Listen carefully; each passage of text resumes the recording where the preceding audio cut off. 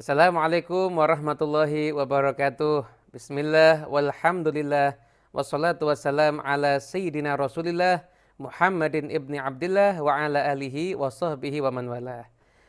Alhamdulillah kita bisa berjumpa secara online dan kita akan ngobrol tentang masalah fidyah di dalam puasa Ramadan.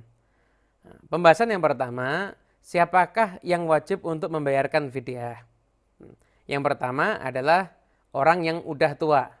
Orang yang tua secara fisik dia nggak mampu untuk berpuasa, maka tidak ada baginya kewajiban untuk menjalankan ibadah puasa. La yukallifullahu nafsan illa wus'aha. Allah Subhanahu wa taala tidak akan membebani seseorang kecuali sesuai dengan batas kemampuannya. Dia yang udah tua, fisiknya itu nggak mampu, nggak ada beban untuk harus puasa Ramadan, nggak wajib. Nah, hanya saja tiap hari dia wajib untuk membayar fidyah sebagai pengganti daripada puasanya di bulan Ramadan. Yang kedua adalah orang yang sakit parah dan berkepanjangan. Jadi dia di Ramadan sakit dan nanti setelah Ramadan pun dia juga diprediksi masih akan sakit. Nah, orang yang seperti itu nggak ada beban juga untuk wajib puasa Ramadan. Nah, hanya saja dia wajib mengganti fidyah di setiap harinya sebagaimana orang tua tadi. Yang ketiga adalah ibu hamil dan menyusui. Dalam kondisi tertentu tentunya. Nah, secara umum ibu hamil dan menyusui apabila meninggalkan puasa karena khawatir atas dirinya atau khawatir atas diri dan bayinya, maka ibu hamil dan menyusui tersebut hanya wajib qadha, tidak ada kewajiban untuk membayar fidyah. Namun apabila ada ibu hamil dan menyusui, dia merasa aman dirinya, saya sehat, namun saya nggak berani berpuasa. Kenapa? Khawatir atas bayinya atau janin yang dikandungnya, maka ibu hamil dan menyusui dalam kondisi seperti itu, khawatir hanya karena bayi atau janinnya saja, wajib qadha dan juga wajib untuk membayar fidyah. Gitu. Yang keempat adalah orang yang punya hutang puasa selama 1 tahun belum dibayarkan tanpa ada uzur hingga jumpa lagi dengan Ramadan berikutnya, maka setelah itu dia wajib untuk qadha dan juga untuk membayar fidyah. Saya kasih contoh. Tahun lalu ada orang meninggalkan puasa. Misalkan dia nggak berpuasa 5 hari. Dia punya utang qadha selama setahun nggak dibayar. Padahal dia mampu sebenarnya, nggak ada uzur.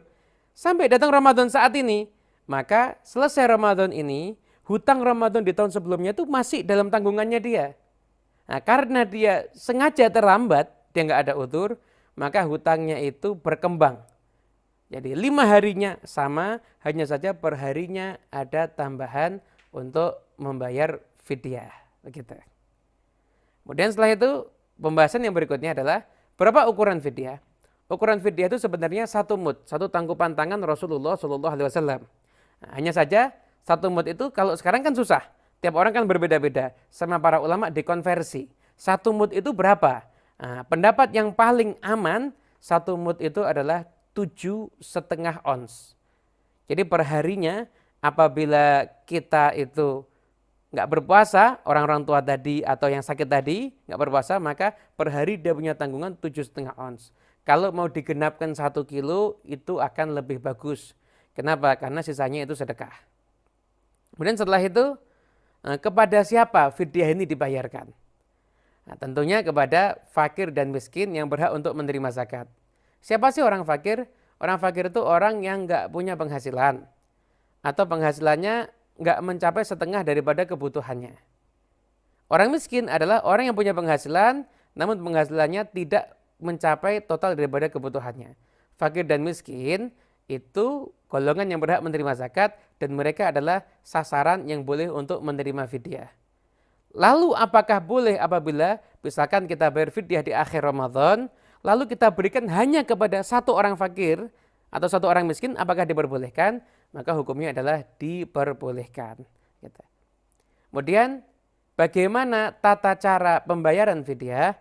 Tata cara pembayaran fidyah itu adalah fidyah itu secara waktunya ya. fidyah itu dibayar ketika hari udah kita tinggalkan. Tanggal 1 Ramadan dia nggak puasa, maka 1 Ramadan itu dia membayar fidyah. 2 Ramadan dia nggak puasa, tanggal 2 itu dia membayar fidyah. Atau dibayar di akhir Ramadan, tanggal 30 atau malam lebaran, total misalkan ada 30 harikah atau 29 harikah, maka dia bayarkan fidyahnya seukuran itu juga nggak ada masalah.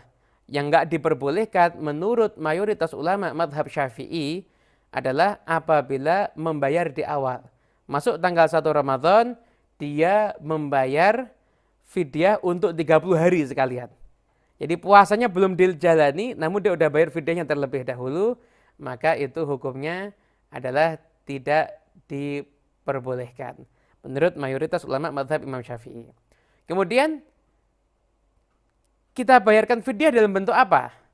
Nah, jumhurul ulama mazhab Syafi'i, Maliki, Hambali itu mewajibkan fidyah itu harus dibayarkan di dalam bentuk makanan pokok.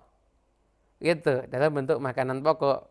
Enggak boleh diganti dalam bentuk nominal uang. Nah, namun mazhabnya Imam Abu Hanifah itu diperbolehkan fidyah itu diganti dengan uang. Namun tentunya apabila kita mau mengikuti mazhab Imam Abu Hanifah, kita lihat lagi karena di mazhab beliau itu yang namanya makanan pokok untuk zakat atau untuk fidyah apabila dibayarkan itu harus sesuai dengan yang ada nasnya, harus dengan gandum. Jadi kalau dikonversi itu bukan dikonversi uang beras jadi uang, tapi gandum menjadi uang dan jumlahnya pun juga harus kita lihat lagi di mazhab Imam Abu Hanifah. Tapi yang jelas saya menyampaikan di sini mazhab Imam Syafi'i. Kenapa? Di mazhab beliau itu membayarkan fidyah dengan berupa makanan pokok itu disetujui oleh jumhur ulama. Mazhab manapun juga memperbolehkan kita membayarkan fidyah dengan berupa makanan pokok.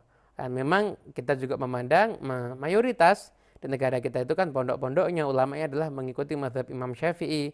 Maka kita pun juga menyampaikan jawaban ini dalam bentuk pendapat daripada mazhab Imam Syafi'i. Mungkin ini kiranya yang bisa saya sampaikan. Wassalamualaikum warahmatullahi wabarakatuh.